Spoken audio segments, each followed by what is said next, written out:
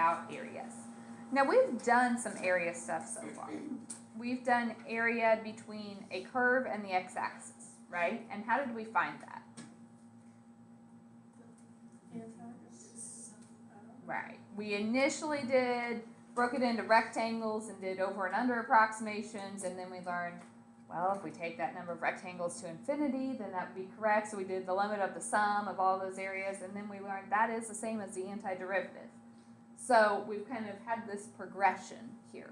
So now we know the area, or the integral, is just that area between the curve and the x-axis, and it can be positive or negative depending on if it's what?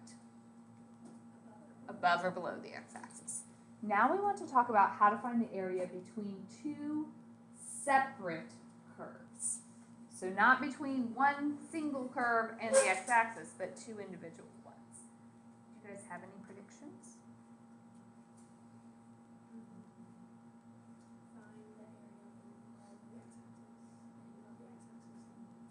Okay.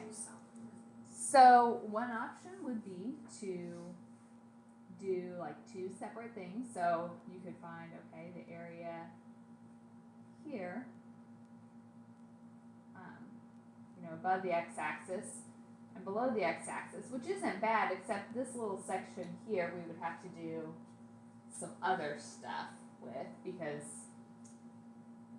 it's not just a single curve in the x-axis. So not a bad thought, and we could get there, but we'd have to break up a lot of little chunks to do that. We would basically have to do the integral of this pink curve from here until about here, then the blue one, and do a lot of adding and subtracting. So not a bad idea. If we were integrating overall, where do you think we would start and stop? My first x value would be A, and my last one would be B. So could we go back to our rectangle idea? Yeah, that was kind of our starting point before. If we found the rectangles, we could do a lot of different rectangles, and we know then if we really wanted that to be accurate, what would we have to do to that number of rectangles? Infinity. So we would have to do, if we're adding them all up, that's the sum, but if we want it to be accurate, we'd have to do the limit as n approaches infinity of the sum from 1 to n. Okay, how do we find area of a rectangle? Length times width. So all of these would have a width of change in x. The height, how would you get the height of them?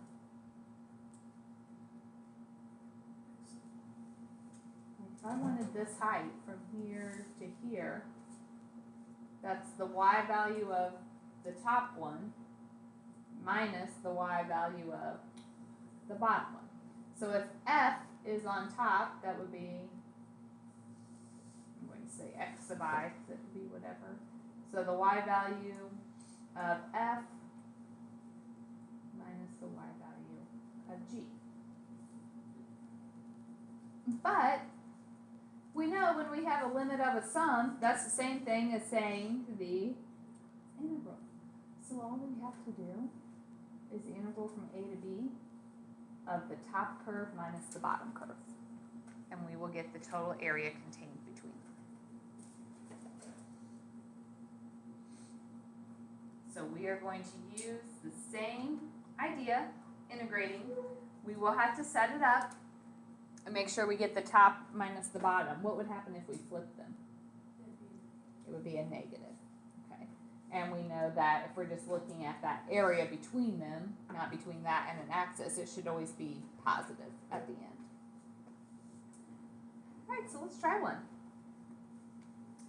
So find the area of the region bounded above by y equals e to the x, bounded below by y equals x, and bounded on the sides by x equals 0 and x equals 1.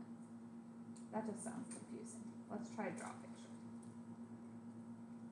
Okay, I know my x's are going to start at 0 and end at 1 from this little piece. Okay, e to the x. What is e to the 0 power? 1. What's e to the first?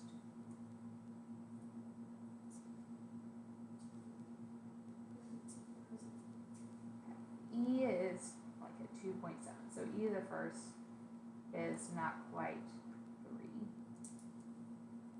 And you could do more points if you needed, but that's just this curve. So that's my e to the x.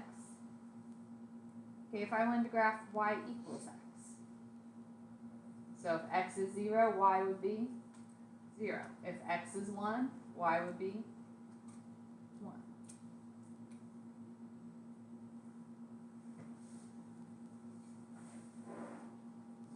So I just graphed my 2 curves. Picture is going to be helpful in a lot of these. And I only went between 0 and 1 because I told you those are the x's I worried about. So I'm trying to find this area. So if I set it up, I'm going to integrate from where to where? 0 to 1. Of f of x, so my top function minus my bottom function. So the red is on top, so that was e to the x.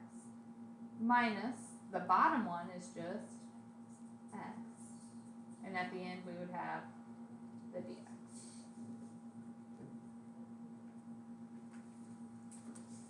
Alright, antiderivative of e to the x is minus antiderivative of x. 0 to 1. If I put in a 1, e to the first is e. Minus 1/2 times 1 squared is 1/2. Minus, if I put in a 0, e to the 0 is 1. Minus 1/2 times 0 is 0. So I get e minus 1/2 minus 1. E minus 3/2 would be the true area between those 2 curves.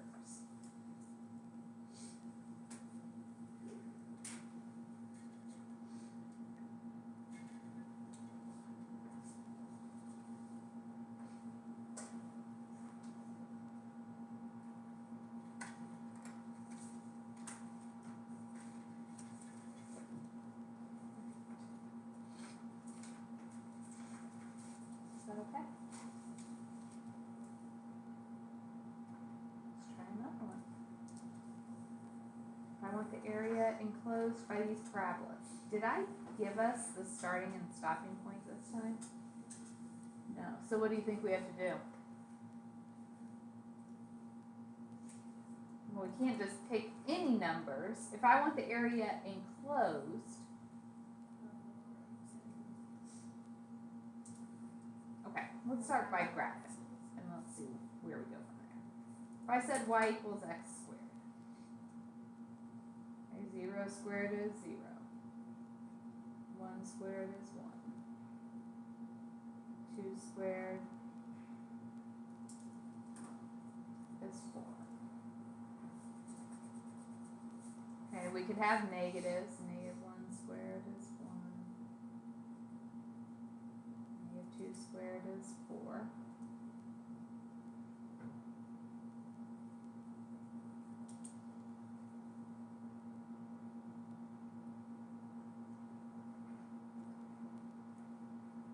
Best parabola ever, but you get the idea. Alright, this one, y equals 2x minus x squared.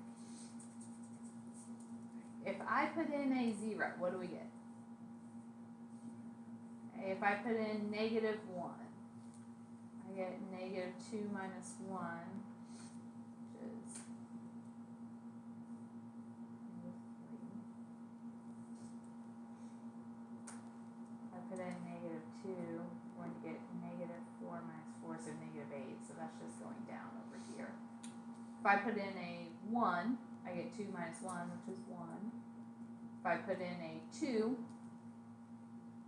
I get 4 minus 4, which is 0.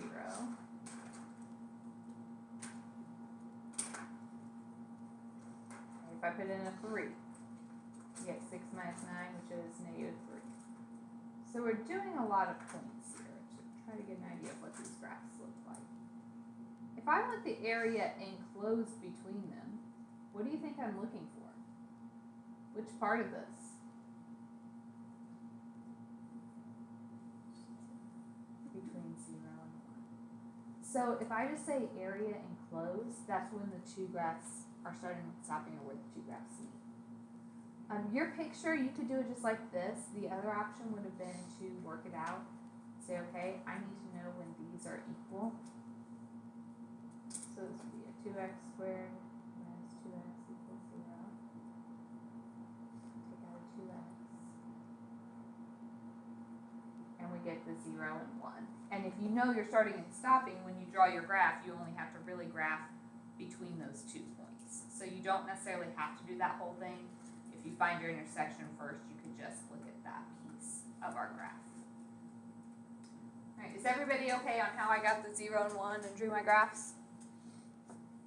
So if I set this up, I'm going to integrate from 0 to 1.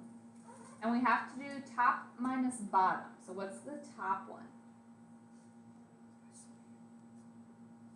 Is it in that little section? The blue was on top, wasn't it?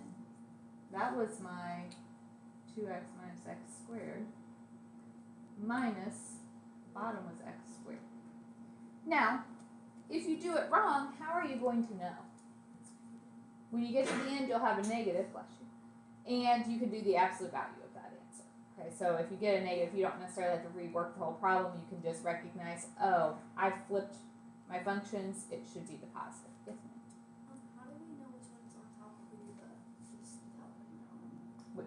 Is that right? You could put it in like a number, so between 0 and 1, like a half, and plug it into both and see which one's larger. Okay. So, this simplifies to 2x minus 2x squared. Antiderivative of 2x would be x squared. Antiderivative of 2x squared, 2/3 x cubed, from 0 to 1. So if I put in a 1 squared is 1, 2/3 times 1 cubed is 2/3, minus, we put in 0, we get 0. So 1 is 3 over 3, minus 2 over 3 is 1 over 3.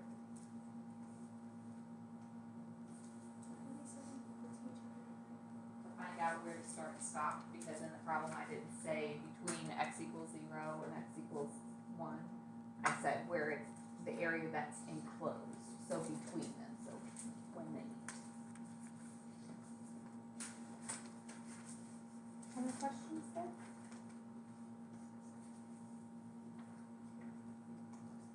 Let's look at this one. So, I made this one extra beautiful. I want the area of the region bounded by the lines y equals x and x equals 2, and by the curve y equals 1 over x squared. So I essentially gave you 3 different pieces here. Let's try to get an idea of what this looks like. One of them is pretty easy to graph. What is x equals 2? A vertical line at 2. So that's really giving us our stopping point, isn't it? We're going to graph from something up to 2. So we can either use the graphs to find this other point, or what could I do with these 2 equations? Set them equal to each other. So 1 over x squared equals x, means 1 equals x cubed, and the cube root of 1 is 1. So that tells me when I integrate, I'm going to be starting at 1 and ending at 2.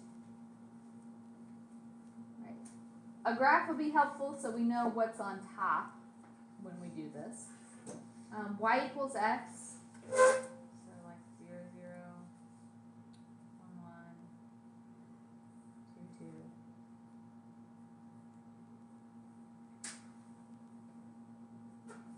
There's that one. 1 over x squared. Can you plug in a 0 to that? No. If you put in a 1/2, 1/2 squared is 1/4. 1 over 1/4 is 4. It's coming from way up here. If we put in a 1 over 1, you put in a 2.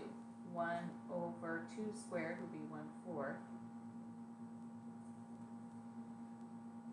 This one kind of looks like that. So we're really worried about which piece. We have a couple intersections, but I'm wanting between the 3 of them.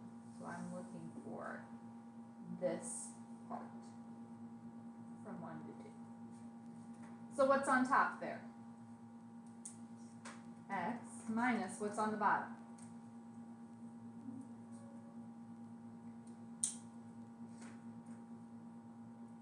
Antiderivative of x minus. This is like x to the negative 2. So antiderivative, if you add 1, that's negative 1. Reciprocal in front, so that would make it a plus.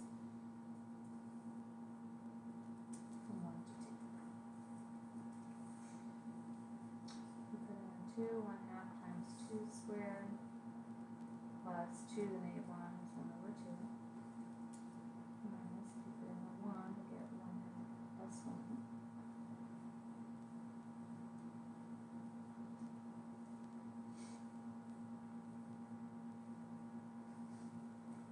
Get an overall area of 1.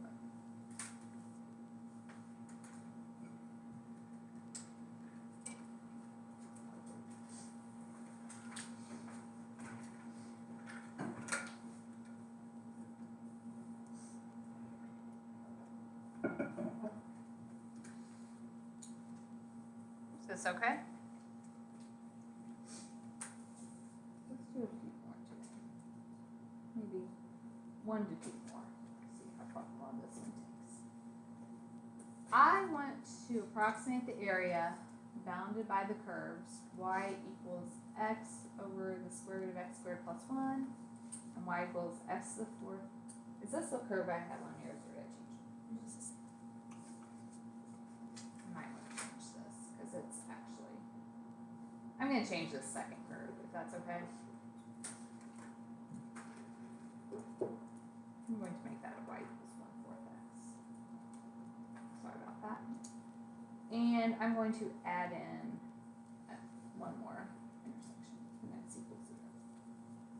I had a note to myself to change this problem, and then I forgot to do it. All right. What do I need to do?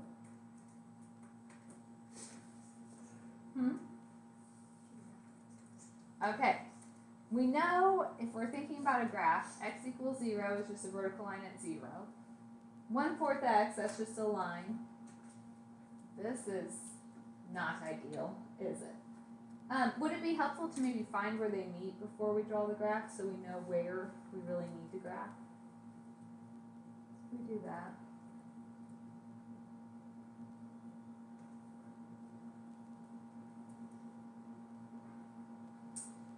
Well, I am going to, let's just get rid of all the fractions.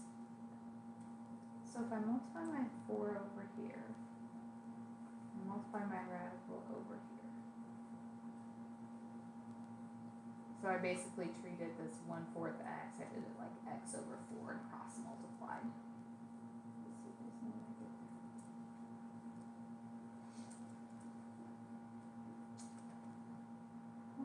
We need this equal to 0.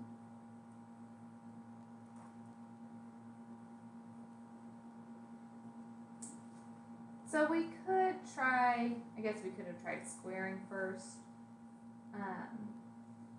Or if we set equal to 0, what could I take out now? X.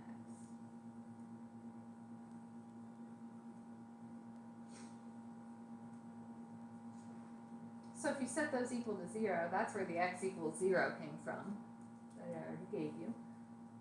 This one,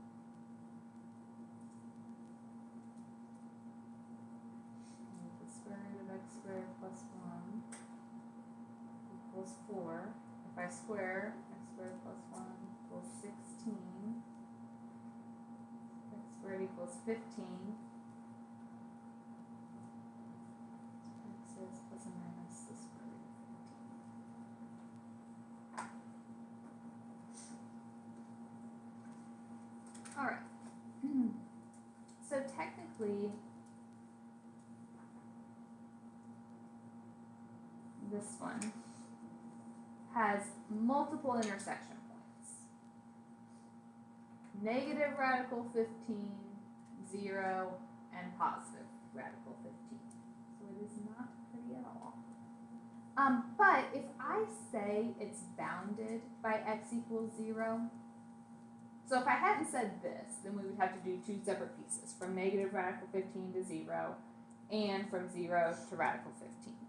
But because I told you 0 is a bound, that's kind of our starting point. And so if we go after that, we only need to go to positive radical 15.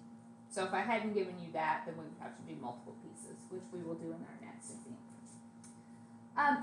This one, is it going to be easy to try to draw these graphs? Probably not.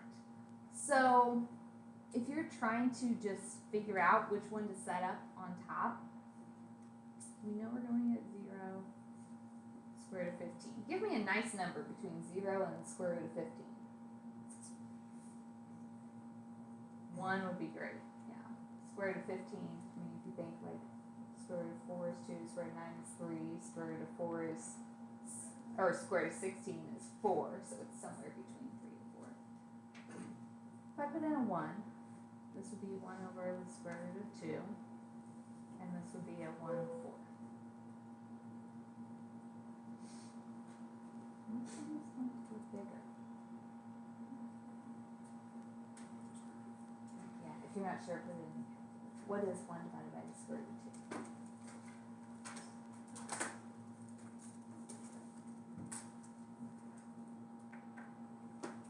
So, was that small? What did that turn out to be as a decimal? 0.707, and 1/4 is just 0.25. So this one's on top. It's bigger. And we know if we got it wrong, then at the end, all we have to do is just say, okay, I know this area should be positive. I had the wrong curve on top, so it's really the positive one.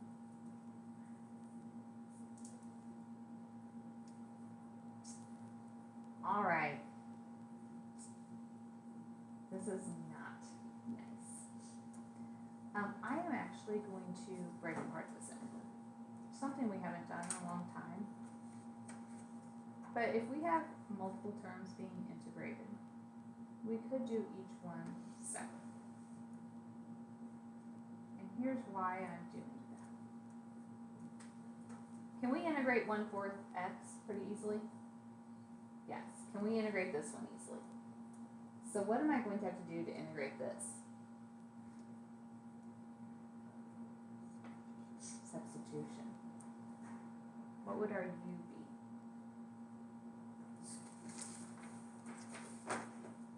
Du, derivative of x squared plus 1 is 2dx. So that means, sorry, I did not give you guys enough space. You have du is equal to x dx. So we'll integrate. We put in 0, 0 squared plus 1 is 1. Radical 15 squared would be 15 plus 1 is 16. 1 over the square root of u, so that's u to the negative 1/2. And then the x and the dx get replaced with a 1/2 du. And I split it because I don't need substitution to work this second integral. No need to make my life harder than it has to be. So if I want to do this, the antiderivative, add 1 to the power, so it's a 1/2. Reciprocal goes in front, so that just cancels.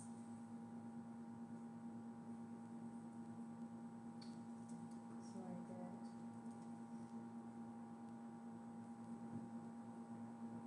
the square root of 16 minus the square root of 1. So 4 minus 1 is 3. But now I also have to do the second part. What's the antiderivative of 1/4 x? Okay, we'd have a 1/2 x squared, so 1/2 times 1/4 is 1/8. From 0 to the square root of 15. Square root of 15 squared is 15 minus 0. That gives me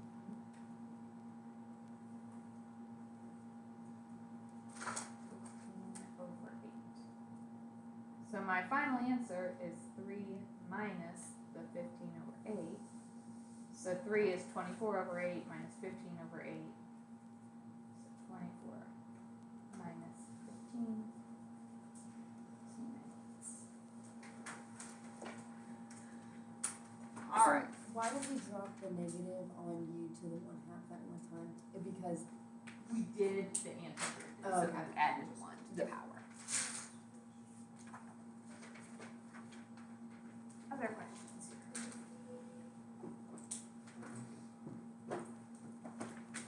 I'm going to stop there today. So, homework wise, I would like for you guys to do